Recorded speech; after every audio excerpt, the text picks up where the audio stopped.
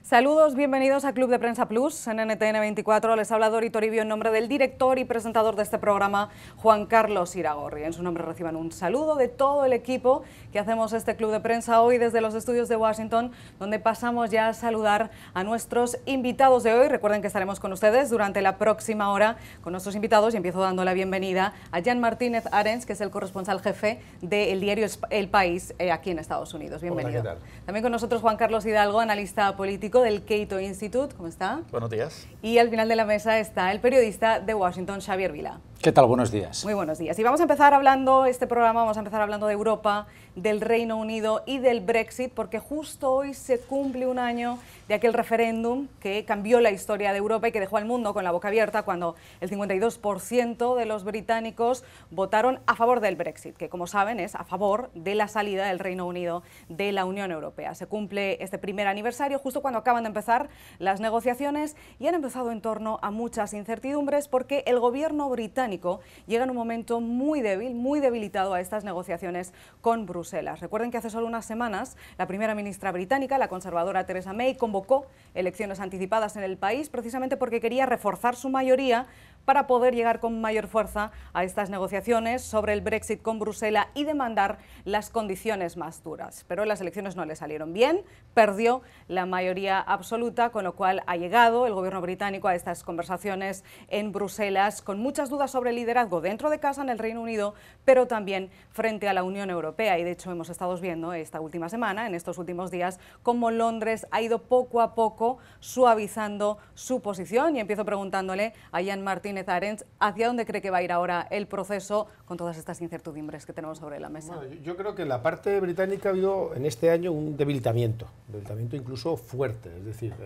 no solamente cayó Cameron, sino que quien le sustituyó y que tiene que ser la líder que tenía que manejar algo en apariencia fácil porque tenía un referéndum ganado, se ha revelado como una líder débil, con bastante incapacidad para gestionar lo que era el mandato que le dio el pueblo británico y que ya está en la cuenta atrás política, es decir, en el propio Reino Unido mucha gente piensa que no tiene una larga carrera política Theresa May por delante. Y en el otro lado lo que se ha producido es justo lo contrario de lo que muchos se temieron, es decir, la idea de Europa se ha fortalecido. El liderazgo de Merkel ha aguantado, ha surgido un nuevo liderazgo, que es el de Macron, y juntos están emprendiendo cosas que incluso se consideraban imposibles hace 2 o 3 años, como la generación de un presupuesto común europeo. Es decir, Europa se mantiene firme ante el Reino Unido, es el Reino Unido el que ahora pues tiene que ser transaccional para poder conseguir aquello que los europeos tienen que decidir si les dan o no, pero sobre todo lo que han descubierto los europeos, los continentales, como dirían los británicos, es que se puede vivir y se puede vivir muy bien sin los británicos, y los británicos yo creo que han empezado a pensar que aquello que hicieron fue un error histórico. Han empezado a pensar que aquello que hicieron fue un error, quizás, y le pregunto a Juan Carlos Hidalgo porque lo que sí hemos visto, y eso es seguro, es a la primera ministra británica, a Theresa May, ayer suavizar su posición, cuando ella siempre había insistido en este Brexit duro, que fundamentalmente consiste en sacar al Reino Unido del mercado común y de la unión aduanera para poder controlar más la inmigración. Theresa May siempre dijo que ella querría negociar primero un acuerdo comercial con la Unión Europea y después pasar a todo lo demás, pero la Unión Europea siempre le había insistido que esto quizás no era muy buena idea, que habría que empezar, por ejemplo, con los derechos de los ciudadanos, tanto de los europeos que residen en el Reino Unido como de los británicos que residen en el resto de la Unión Europea. Y ayer Theresa May anunció y prometió delante de Bruselas por primera vez que estaba pensando reconocer los derechos de los residentes que hayan estado en el Reino Unido al menos 5 años. Incluso llegó a hablar de humildad necesaria a partir de ahora para avanzar en todo este proceso. Sí, bueno, un año de aquel día asiago que los británicos, una mayoría de los británicos decidieron salirse de la Unión Europea. Ciertamente aquí el tema es el tipo de Brexit que va a haber, porque hace unos días estuve viendo yo videos de los principales promotores de la campaña del Brexit, Boris Johnson, Daniel Hannan, el mismo Nigel Farage, y en todas las pre-referéndum y en todas las intervenciones que ellos hacían, insistían en que salirse de la Unión Europea no implicaba salirse del mercado común europeo, pero de una manera contundente. ellos vendieron el Brexit al pueblo británico diciendo no vamos a perder el acceso al mercado común europeo. Y bueno, esto ha sido entonces una decisión que el gobierno británico tomó post-Brexit, diciendo Brexit significa Brexit y eso implica salirse del mercado común europeo. Ahora vemos de que tras esta elección, ese mandato ya es un poco más nebuloso. En Westminster, antes de la elección anterior y antes del referéndum, había una mayoría de diputados que estaban en contra de Brexit. Ahora, después de esta elección, sin embargo, estos diputados creyeron que había un mandato popular para efectivamente sacar al Reino Unido del mercado común europeo a través del Brexit. Después de esta elección ya no queda tan claro y es posible que esta mayoría de diputados, tanto incluso dentro del Partido Conservador como el Partido Laborista, un Partido Laborista ya fortalecido, van a ser un poco más asertivos en cuanto a demandar un Brexit que incluya, o sea, que contemple la posibilidad de quedarse en el mercado común europeo. Ahora bien, esa posición, ese escenario es un poco, sería el escenario más absurdo, salirse de la Unión Europea para al final terminar en el mercado común europeo, que bueno, por supuesto tiene sus beneficios, pero desde el punto de vista británico es absurdo, puesto que tenés que seguir contribuyendo al presupuesto europeo, tenés que seguir cumpliendo las regulaciones europeas y no podés participar en la elaboración y en la toma de decisiones de estas regulaciones. O sea, es como el peor, no es el peor de los mundos, puesto creo que permanecer en el mercado común europeo es positivo, pero ciertamente es absurdo desde el punto de vista de la decisión que se tomó. Así que, en este sentido, creo yo que los británicos se dispararon en el pie con la decisión de salirse, de tomar esta decisión, y yo personalmente creo que lo más loable sería que haya una negociación sobre un acuerdo y que luego se someta a un nuevo referéndum a los británicos la decisión de tomar lo que salga de esa negociación o permanecer en la Unión Europea. O sea, volver. Exacto. Bueno, una definición muy gráfica, lo de dispararse en el pie como resultado de esta decisión un año después del Brexit. Xavier Vilá veía una cabeza asintiendo, sí, bueno, ¿es porque está de acuerdo? Sí, es que esto de dispararse al pie me ha recordado esta aseveración que hizo recientemente un diputado conservador británico que dijo que la política en los países anglosajones de referencia, Estados Unidos y Inglaterra y el Reino Unido, se ha italianizado. Y dice, lo malo es que ya no tenemos el buen tiempo y la buena comida que tienen ellos. Tenemos ahora la corrupción y el lío que no teníamos y además nos llueve y hace frío. Hay varias cosas que se han tocado en la mesa que a mí me gustaría rápidamente pasar. Lo del mercado común europeo, yo creo que a todos los europeos nos interesa mucho que el Reino Unido se quedara, porque no tenerlos va a hacer de Europa un sitio más débil, con menos capacidad de ser una competencia a los Estados Unidos o a China en el comercio mundial de cara al futuro. Luego, el tema de la Europa a varias velocidades. A mí me da la impresión de que estamos ante un escenario, nos vamos hacia un escenario donde va a pesar mucho más, como ya ha pasado últimamente, pero ya institucionalizado, el corazón de Europa, sobre todo con Macron ahora tomando un poco las riendas al lado de Merkel, que se supone que va a ganar las elecciones del otoño, versus esta periferia del sur europea que vamos a ver cómo queda, qué rol político toma y, como decía el señor Martínez Arens aquí, si hay un presupuesto global europeo para todos igual, ¿qué papel juega? Porque esto es complicado de encajar, una periferia europea con unos macrodatos económicos muy peores que el corazón. Y luego, insisto en el rol de Macron. Me parece que esto va a ser clave porque es el primer presidente de un gran país europeo que no surge de los grandes partidos tradicionales que se han, especialmente el centroizquierda, desarticulado de una manera horrible. Ayer con usted hablábamos fuera de cámara de la situación del Partido Demócrata en los Estados Unidos, que tiene un paralelismo con el Partido Socialista francés, que ha sacado un 6% de los votos en las últimas elecciones. Es tremendo el varapalo.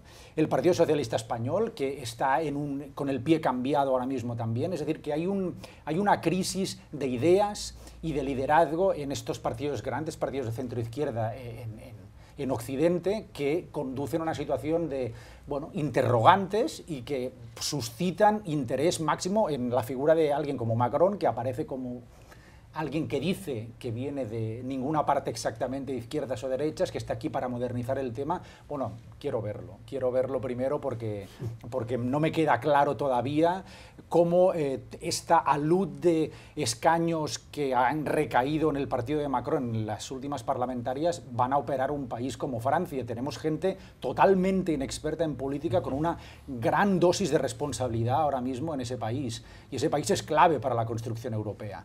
Por lo tanto, incógnitas muchas, sinceramente. Muchas incógnitas, pero hay una cosa también, una reflexión que me parece importante, Jan, y es que el Reino Unido ha tenido un año muy duro, ya no solo con el Brexit, y no solo con la cuestión política, sino hace justo un año, en junio de 2016, fue cuando ocurrió el asesinato salvaje de la diputada laborista británica, Jo Cox. Después, ahora, un año después, justo en junio de 2017, estamos hablando de ese incendio, de esa torre residencial de Grenfell, donde hay casi 80 muertos entre los residentes, además de todo este goteo constante de atentados, porque en los últimos 4 meses ha habido 4 atentados en el Reino Unido, desde Manchester al atentado en el puente de Londres. Está siendo una temporada muy dura, y esto al final también afecta no solo al estado de ánimo de la clase política y a todo lo que hay que gestionar, sino también al estado de ánimo y la propia esperanza de los ciudadanos. Sí, no. El Reino Unido es un país golpeado, uno de los más golpeados en el mundo por el fenómeno del terrorismo, y cuando se producen esas situaciones de tensión que tú muy bien has descrito, cuando una sociedad se enfrenta al horror, que además en las últimas semanas se ha multiplicado, es cuando se ve también la bondad o no de sus liderazgos políticos, y yo creo que aquí lo que ha ocurrido es que los británicos han visto que a quien tienen enfrente no está a la altura del reto.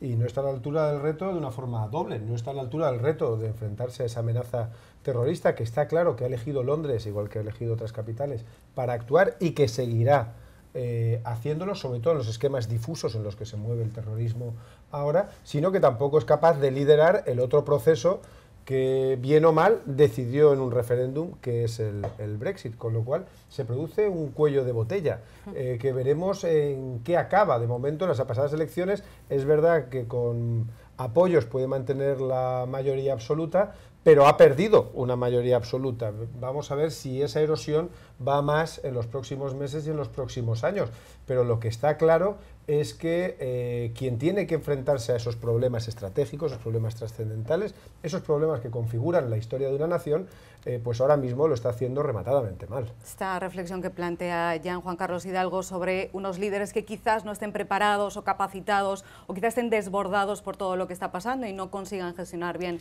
por ejemplo, la amenaza terrorista en Europa, es muy preocupante. Bueno, yo creo que esa es una de las consecuencias lamentables de Brexit. Para mí, de mi parecer, es la transformación del Partido Conservador en un partido más estatista, un partido más nativista, de lo que era bajo el liderazgo de Cameron. Cameron trató de cambiarle la perspectiva al Partido Conservador, hacerlo más liberal en temas sociales. Recordemos que fue en su gobierno que se legalizó el matrimonio igualitario en el Reino Unido. Pero con May ha sido todo diferente. En materia económica se ha vuelto un partido que impulsa más intervención del Estado en la economía. Se ha roto el consenso de Thatcher, ¿verdad? que duró durante los gobiernos conservadores y laboristas del New Labour. Y entonces, desde esa perspectiva, el Partido Conservador ha cambiado de una manera significativa a partir de Brexit. Por otro lado, el Partido Laborista está liderado, ahora está un poco reforzado, ¿verdad? Con estas ganancias que tuvo en la elección, pero sigue siendo liderado por un chavista. Y el Partido Liberal Demócrata, lamentablemente, no tuvo la recuperación que mucha gente esperaba en esta última elección. Así que el liderazgo de los 3 partidos principales en el Reino Unido ciertamente deja mucho que desear. ¿Liderazgo en crisis, Xavier Vilá? Sí, yo coincido con este análisis, y es lo que le comentaba un poquito de la situación generada a partir de una consulta que, por cierto, Cameron fue muy criticado por permitir una consulta. A mí me parece estupendo consultar a la gente, pero bueno, luego las consecuencias son las que son. Pero hay que pensar bien lo que se pregunta, ¿no? Y luego, claro. Y luego, sobre todo las consultas legales, ¿no? No, son legales, son estupendas, ¿no? Todas. Y vinculantes, legales y vinculantes. Todas las consultas que están aprobadas por un cuerpo parlamentario son legales y vinculantes. Por lo tanto, todas esas son buenas de adelantar. Entonces, claro, estamos hablando de eso. Entonces, aquí, no, pero lo digo porque aquí lo importante es que eso ocurrió, pero por otro lado, supimos luego que viendo las informaciones que surgían del Reino Unido, que había una gran cantidad de gente que se arrepintió a la misma noche. Cuando salieron los resultados, la gente se tiraba de los pelos. Anda, resulta que hemos ganado, qué horror, ¿no? Entonces, claro, esto también ilustra una contradicción muy grande en los tiempos que vivimos, como es que nos llenamos todos la boca de que estamos en un momento en donde la democracia es muy importante de atender, donde se debe escuchar al ciudadano, donde la gente está harta de los políticos, hay un abismo entre la política y la gente, todo esto, pero luego, por otro lado, no estamos contentos con los resultados de una consulta y nos parece horrible. Entonces, ¿cómo conjugamos esas situaciones, ¿no? Y eso es, respondiendo a su pregunta, todo esto es para responder a su pregunta de que efectivamente hay una falta de liderazgo, porque seguramente la gente desconfía tanto de la política y de los políticos porque no se identifica, como también se ha dicho en la mesa, con líderes con los que identificarse, con los que poder decir, bueno, yo con esta persona me voy al fin del mundo, estadistas. Recientemente murió Helmut Kohl, una persona celebrada por su capacidad de reunir a todos los alemanes bajo un mismo territorio y bandera. Y eso fue polémico en su momento, como todos sabemos, pero recordamos a esas figuras como alguien que, en fin, consiguió además construir el club europeo con unos cimientos más fuertes. Y a mí ahora, la verdad es que me cuesta en el mundo occidental pensar en alguien. Quizá la canciller Merkel sería una de las personas en Europa más respetadas, si bien en la periferia europea mucha gente la denosta porque cree que es demasiado dura fiscalmente, en fin, complicado lo de los liderazgos. Complicado. Hacemos una pausa y ya regresamos aquí a Club de Prensa Plus. Continuamos aquí en Club de Prensa Plus, el programa del viernes, y vamos a dar la bienvenida ahora al cuarto invitado que acaba de llegar. Problemas de tráfico los viernes en esta capital, José López Zamorano, que es el corresponsal jefe de la agencia mexicana de noticias Notimex. Bienvenido y además bien hallado porque llega a todas prisas por Washington. Gracias. Gracias por estar aquí. Además voy a empezar preguntándole a usted porque vamos a hablar ahora de Colombia. Estamos muy pendientes de esa investigación que todavía está buscando a los responsables del atentado en el centro comercial andino el pasado fin de semana, esa explosión en los baños de mujeres que dejó al menos 3 muertos y 9 heridos. Según los medios locales, hay en este momento 6 personas que estarían bajo el foco de la investigación. Pero de momento esta investigación continúa, se están analizando ahora las pruebas encontradas en los registros domiciliarios y hay 3 posibles hipótesis, 3 hipótesis confirmadas por el gobierno de Colombia, pero que no se han hecho públicas. No sabemos cuáles son. Lo único que sabemos es que quizá se podrían estar basando alguna de estas líneas de investigación en similitudes con atentados anteriores, tanto en Bogotá como en otras ciudades. También sabemos que en los últimos 24 meses se han registrado diversas explosiones atribuidas a grupos guerrilleros, como el Ejército de Liberación Nacional, pero este grupo ya ha reiterado que no tienen nada que ver con este atentado, que ha sacudido, estremecido a Colombia justo en el momento en el que el país está hablando de seguridad y de paz, tras la firma, el acuerdo con las FARC, un grupo que, por cierto, también ha condenado este atentado en pleno desarme. Y empiezo preguntándole a José López Zamorano si este atentado puede llegar ahora a plantear más dudas sobre el proceso de paz en Colombia. Yo espero que no. Ojalá sea algo que no esté relacionado directamente con el proceso de paz, pero obviamente es una preocupación clara por parte de los colombianos que pensaban que habían dado la vuelta a la esquina a esta época del terrorismo. Yo recuerdo mi primer viaje a Bogotá hace más de 25 años, cuando estaba la guerra de los esmeralderos. Realmente vivía la gente en la capital, especialmente en un estado de zozobra. Ibas a un hotel que estaba custodiado por militares, hasta en los elevadores, realmente una situación muy grave. Y obviamente las otras etapas, ¿no? Cuando Pablo Escobar Gaviria desató su furia contra la policía, cuando hubo, por ejemplo, la toma del Palacio de Justicia por parte de la guerrilla. Yo creo que es un momento muy especial para Colombia porque el imaginario colectivo ya estaba en la disposición de la paz, ¿no? Después de este proceso tan atropellado, con tantos vaivenes que había provocado, el hecho de que se genere esta circunstancia obviamente genera una situación pues, de mucha preocupación, nerviosismo, pánico, nos dimos cuenta en algunos casos, y ojalá se resuelva. Entiendo que hasta el momento el gobierno haya procedido con cierta opacidad y cautela para dar a conocer lo que serían las hipótesis de este atentado, pero el hecho de que ya se hayan empezado a filtrar ideas, de que las sustancias estaban correlacionadas con las que se han utilizado en otros ataques, obviamente deja mucho de qué hablar. Yo creo que es muy importante que sea el gobierno colombiano lo más transparente posible, de tal manera que pueda generar cierto nivel de tranquilidad en la población, que tenía mucha expectativa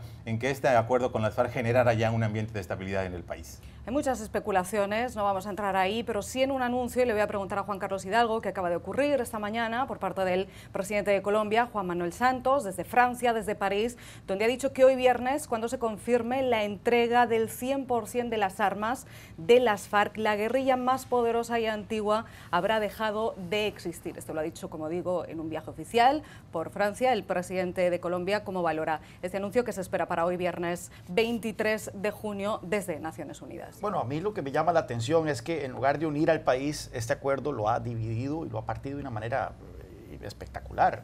La popularidad del presidente Santos en algunos sondeos llega hasta el 12%, o sea, es más impopular que Maduro en Venezuela. Y mucho tiene que ver con la manera en que se implementó este acuerdo de paz, ¿verdad? Que fue rechazado en las urnas y que aún así el presidente Santos lo apresuró en una aprobación en el Congreso.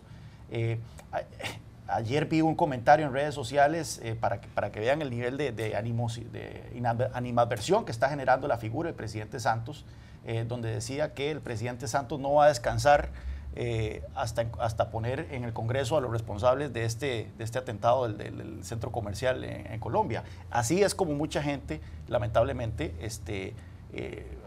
percibe la actitud de la administración Santos hacia el manejo de este acuerdo de paz.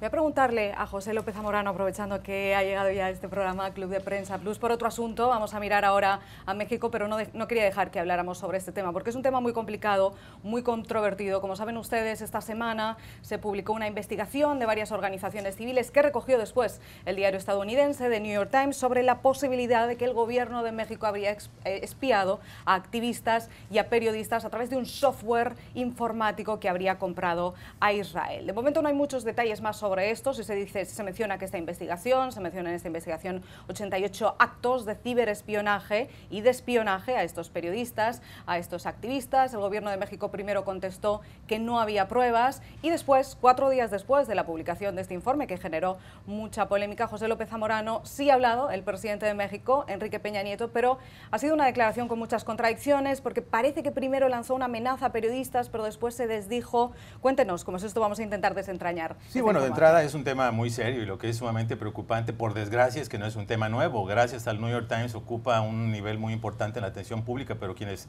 hemos vivido en México, incluido Jan, sabemos que este tema del espionaje subrepticio es parte de la cultura mexicana. Todo mundo que vive en México y que trabaja en algún tipo de función relacionada de interés público sabe que es muy probable que lo estén escuchando de alguna manera y mucha gente toma precauciones especiales.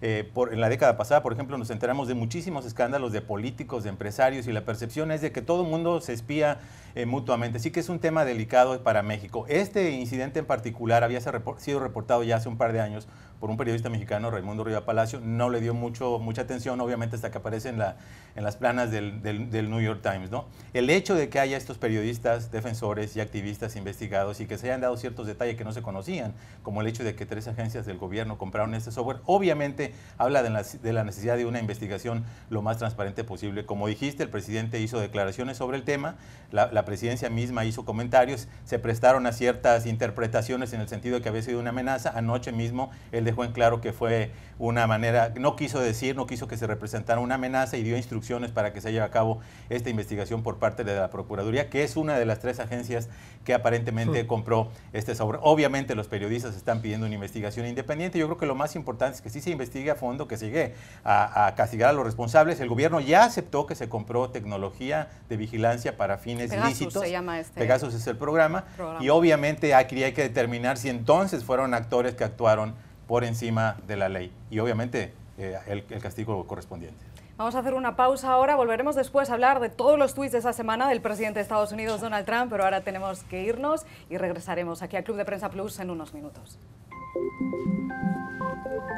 Continuamos aquí en Club de Prensa Plus en NTN 24. Les tengo que decir que los mejores debates de este programa tienen lugar casi siempre durante las pausas publicitarias, pero vamos a intentar recuperarlo y poner todo el asunto sobre la mesa. Vamos a hablar ahora sobre la cantidad de mensajes en las redes sociales de esta semana del presidente de Estados Unidos, Donald Trump. Pasa algunas semanas más tranquilas en Twitter, pero esta no ha sido una de ellas. Hay decenas y decenas de mensajes estas semanas de Donald Trump en Twitter y recuerden que son importantes. estadounidenses, porque la Casa Blanca ya confirmó en su momento que los tweets del presidente de Estados Unidos son comunicados oficialmente de la Casa Blanca porque se trata del presidente de Estados Unidos. Uno de sus últimos mensajes en las redes sociales estas últimas horas ha sido precisamente sobre México, porque parece que Donald Trump ha recuperado esa guerra que mantiene abierta con México. Ha pasado toda esta semana hablando también de la construcción del polémico muro en la frontera, y anoche lanzaba otro de estos tweets que han sido extremadamente polémicos, que lleva a la conclusión de que puede estar reactivando sus ataques contra México, porque dijo así que México es el segundo país más mortífero del mundo, el tráfico de drogas es la causa y por eso construiremos el muro. El gobierno de México ya ha dicho que esta declaración no es exactamente así y además ha añadido que la violencia se debe a la alta demanda de drogas de Estados Unidos. Y le pregunto por estos tweets concretos sobre México a Jan Martínez Arens, ¿cómo valora estas reacciones o estas declaraciones del presidente de Estados Unidos? Ha vuelto a la carga, ¿no? Y ha vuelto a la carga, yo creo que como siempre ha sido, por el mismo motivo, que es un motivo básicamente electoral. Es decir, él está en un momento malo desde el punto de vista de la aprobación. Las últimas encuestas de Gallup le dan un 36% de aprobación, es la más baja de un presidente desde que se inició la serie histórica en 1953, es decir, y no mejora, va perdiendo, la erosión es lenta pero firme, y él sabe que el tema mexicano por partida doble le resulta beneficioso ante sus electores. Por un lado, porque es el tema de la inmigración, es el tema de la xenofobia, de un electorado que tiene un alto componente xenófobo,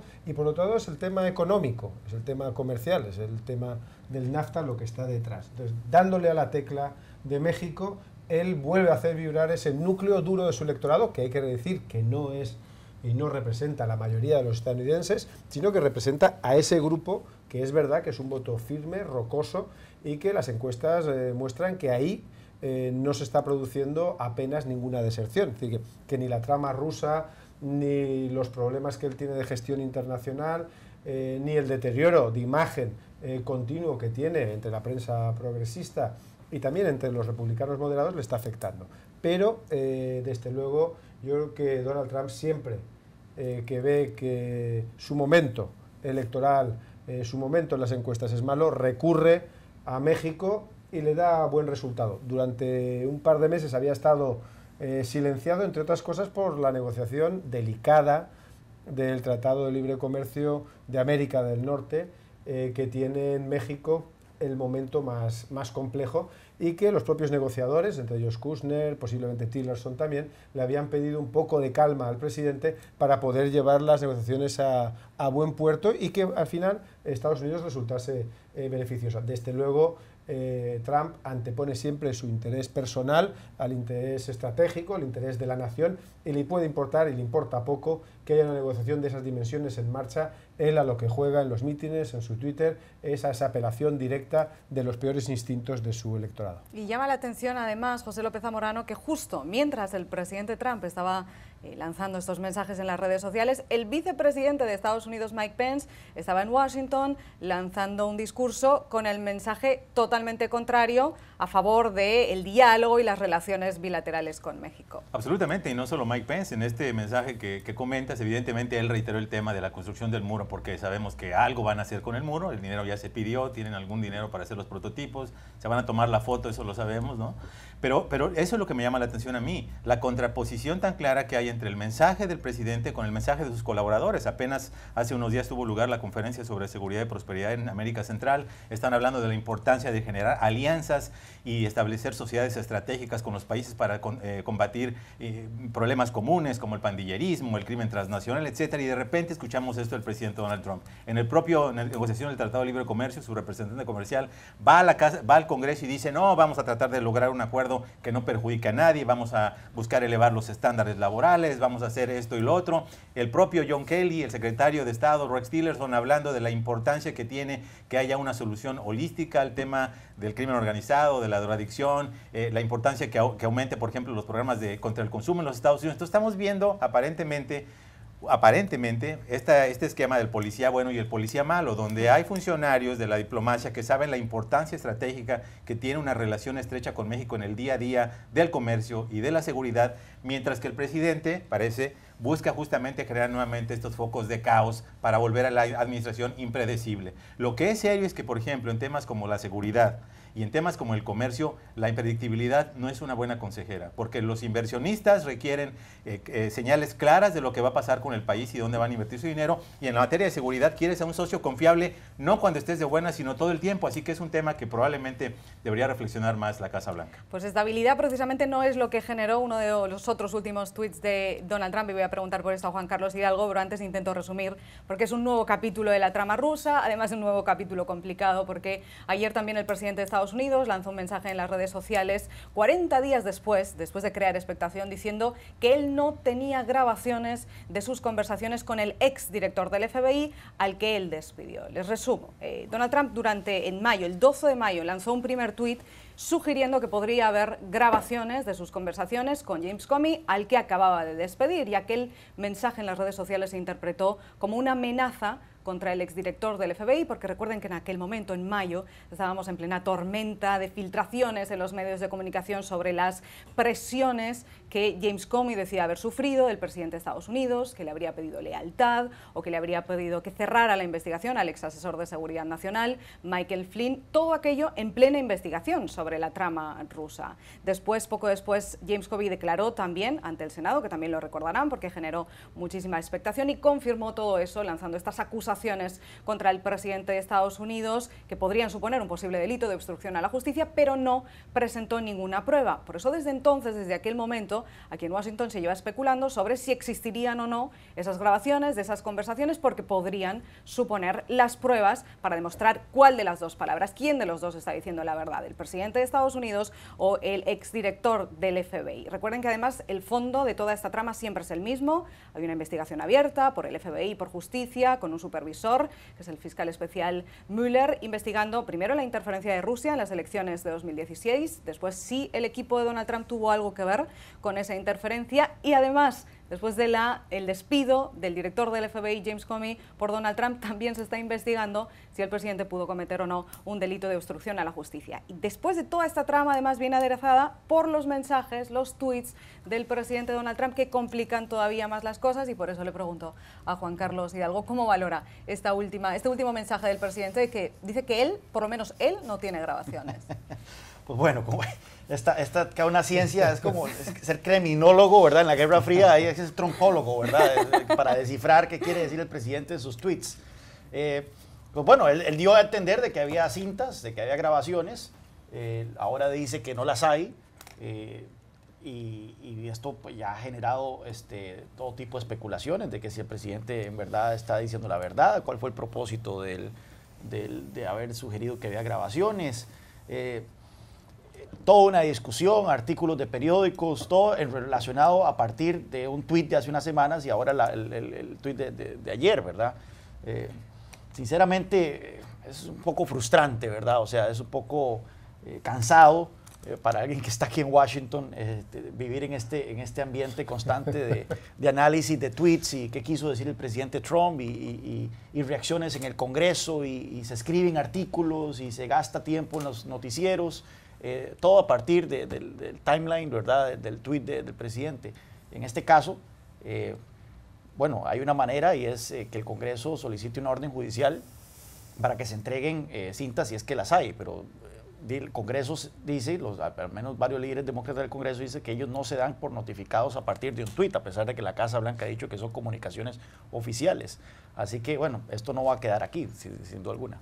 Tenemos que estar descifrando, como dice Juan Carlos, constantemente estos mensajes del presidente de Estados Unidos, y además tenemos que estar intentando descifrar por qué justo ahora Xavier Vilá, porque esta estaba siendo una semana muy buena para el presidente de Estados Unidos. Habían ganado los republicanos las elecciones especiales en Georgia y en Carolina del Sur, había lanzado un meeting en Iowa rodeándose de los suyos, también con mensajes triunfalistas de las victorias de los republicanos y del propio presidente, que había apoyado a estos candidatos en las elecciones especiales, y de repente este tuit o todo este asunto de las grabaciones de las conversaciones, que además es un daño que se ha creado el presidente a sí mismo con sus mensajes en las redes sociales. Por eso estamos experimentando que es una realidad desde el principio, que él se dispara a su propio pie contradiciendo mensajes que salen de su administración a través de Twitter a horas intempestivas, Pero aquí hay una reflexión de fondo que me gustaría hacer. Estoy completamente de acuerdo con el compañero que esto es agotador y a veces frustrante. Pero es que este señor ha conseguido algo que yo recuerde, ustedes me corregirán si estoy equivocado, no había sucedido. Y es que no antes ningún presidente de los Estados Unidos había sido su propio generador de contenidos y de información como Trump es.